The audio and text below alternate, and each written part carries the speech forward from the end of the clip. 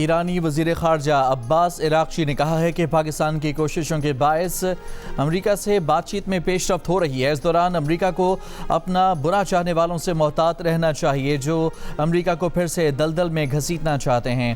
اسی طرح متحدہ عرب امارات کو بھی محتاط رہنا چاہیے۔ ایرانی وزیر خارجہ نے کہا کہ آبنہ ہرمز میں پیش آنے والے واقعات سے یہ بات واضح ہو گئی ہے کہ سیاسی بحران کا کوئی فوجی حل موجود نہیں ہے۔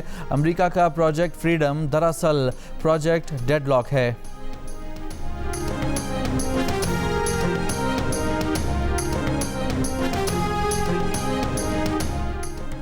سعودی عرب کی خطے کی موجودہ صورتحال میں فریقین سے تحمل کی اپیل۔ سعودی عرب کا پاکستان کی ثالثی کی حمایت کا اعلان۔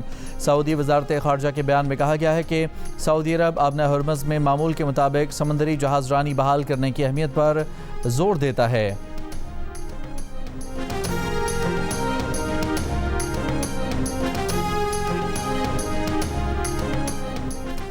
امریکی صدر ڈونلڈ ٹرمپ نے ایک بار پھر ایران کو صفحہ ہستی سے مٹانے کی دھمکی لگا دی۔ امریکی ٹی وی کو انٹرویو میں ٹرمپ نے کہا کہ ایران نے امریکہ کے پروجیکٹ فریڈم کے تحت جہازوں پر حملے کیے تو اسے دنیا کے نقشے سے مٹا دیں گے۔ ساتھ ہی بولے کہ ایران نے مذاکرات میں کافی لچک کا مظاہرہ کیا ہے۔ خطے میں امریکہ کی فوجی تیاری جاری ہے۔ پروجیکٹ فریڈم کے تناظر میں بعض غیر متعلقہ ملکوں پر بھی ایران نے حملے کیے ہیں، جن میں ایک جنوبی کوریا کا مال بردار جہاز بھی شامل ہے۔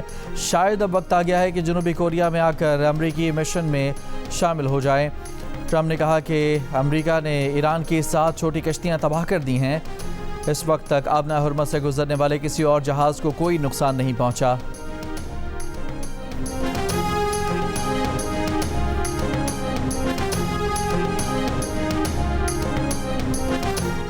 امریکہ نے آبنہ ہرمز میں 6 ایرانی کشتیوں کو تباہ کرنے کا دعویٰ کر دیا۔ امریکی سینٹرل کمانڈ سینٹ کام کے سربراہ ایڈمرل بریڈلی کوپر نے کہا کہ ایرانی کشتیوں پر اپاچی اور سی ہاک ہیلی کاپٹر سے حملے کیے۔ یہ بھی کہا کہ امریکہ نے ہرمز سے باہر نکلنے کے لیے ایک راستہ بارودی سرنگوں سے صاف کیا ہے۔ بارودی سرنگوں کو سمندری ڈرون سے تباہ کیا۔ ایرانی فوجی عہدیدار نے فوجی کشتیاں ڈبونے کا امریکی دعویٰ مسترد کر دیا۔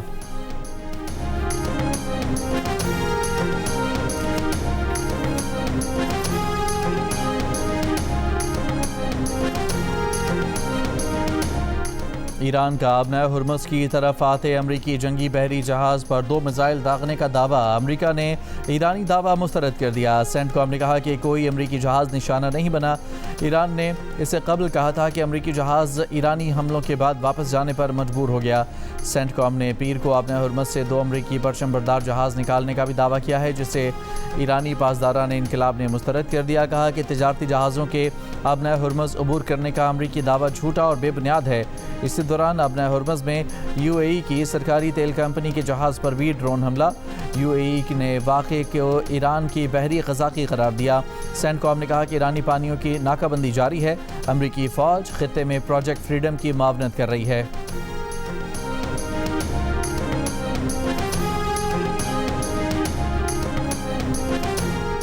IMF نے خبردار کیا ہے کہ اگر ایران کی جنگ 2027 تک جاری رہی اور تیل کی قیمتیں $125 رہیں تو حالات مزید بدتر ہو سکتے ہیں۔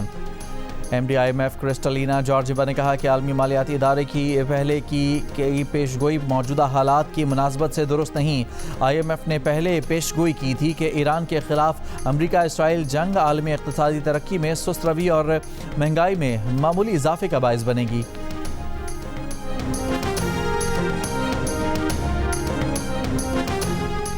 پیر کے روز ایران کی جانب سے داغے گئے 12 بیلسٹک میزائل، 3 کروز میزائل اور 4 ڈرونز کا مقابلہ کیا۔ اماراتی وزارت دفاع کا بیان، کہا جواب کا حق محفوظ رکھتے ہیں، فوری جنگ بندی کی جائے۔ دعویٰ کیا کہ ایرانی میزائل حملے کے بعد فجیرہ آئل انڈسٹری زون میں آگ لگ گئی، 3 افراد زخمی ہوئے، تعلق بھارت سے ہے، اسپتال منتقل کر دیا گیا۔ ایرانی سینئر فوجی عہدیدار کا کہنا ہے کہ ایران کا فجیرہ کی تیل تنصیبات پر حملے کا پہلے سے کوئی منصوبہ نہیں تھا۔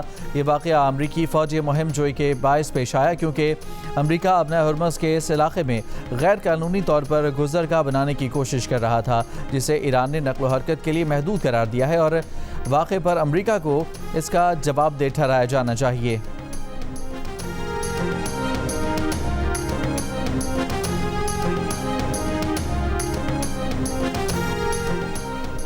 سعودی عرب کے ولی عہد محمد بن سلمان کا متحدہ عرب امارات کے صدر سے ٹیلی فونک رابطہ، سعودی ولی عہد کی ایران کے بلا جواز حملے کی مذمت۔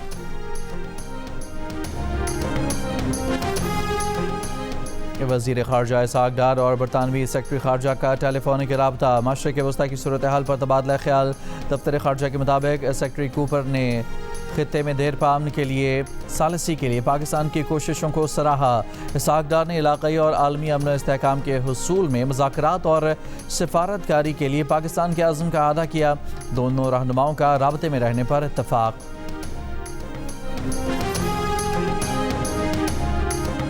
امریکی صدر نے کہا کہ وہ آج بھی خود کو ایسا محسوس کرتے ہیں جیسا 50 سال پہلے محسوس کرتے تھے۔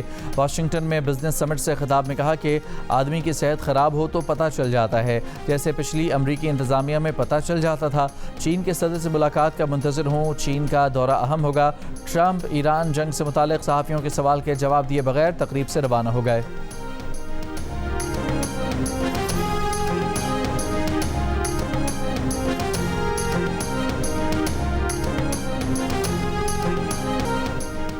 کراچی کے علاقے نیو کراچی انڈسٹریل ایریا میں مبینہ پولیس مقابلہ، فائرنگ کے تبادلے میں 5 ڈاکو ہلاک۔ ایس ایس پی سینٹرل کے مطابق پولیس نے مشکوک کار کو روکا تو ملزمان نے فائرنگ کر دی۔ جوابی فائرنگ سے 5 ڈاکو مارے گئے۔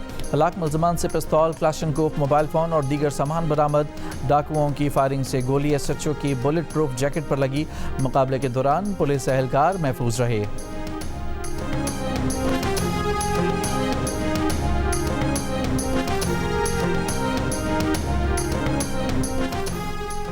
حیدرآباد کے علاقے لطیف آباد نمبر 11 میں گیس سلنڈر دھماکہ، 8 افراد زخمی۔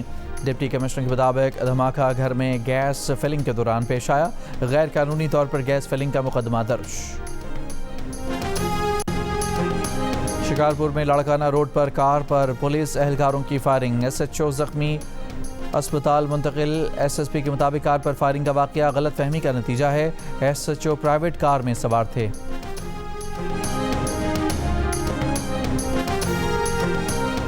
امریکی سیکریٹ سروس نے کہا ہے کہ ان کے افسران نے وائٹ ہاؤس کے قریب ایک مسلح اور مشکوک شخص کا سامنا کیا جس نے سیکریٹ سروس کے اہلکاروں پر فائرنگ کی اور فرار ہو گیا۔ تاہم قانون نافذ کرنے والے ادارے نے اسے گولی مار دی۔ واقعے کے بعد کچھ وقت کے لیے وائٹ ہاؤس میں لاک ڈاؤن کیا گیا۔ سیکریٹ سروس کے ڈپٹی ڈائریکٹر میتھیو کوئن نے کہا کہ واقعے سے کچھ ہی دیر پہلے نائب صدر جے ڈی وینس کی گاڑیوں کا قافلہ اسی علاقے سے گزرا تھا۔ اس بات کا کوئی ثبوت نہیں کہ یہ مشکوک شخص جے ڈی وینس کے قافلے تک پہنچنا چاہتا تھا یا نہیں۔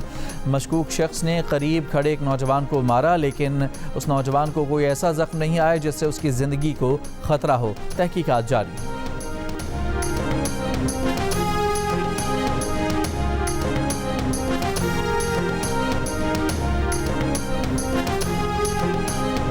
امریکی سفارت خانے کی متحدہ عرب امارات میں اپنے شہریوں کو احتیاط کی ہدایت۔ امریکی سفارت خانے نے کہا کہ غیر ضروری امریکی عملہ منتقل کر دیا گیا ہے۔ ابوظہبی اور دبئی سے ویزا سروسز عارضی طور پر معطل کر دی گئی ہیں۔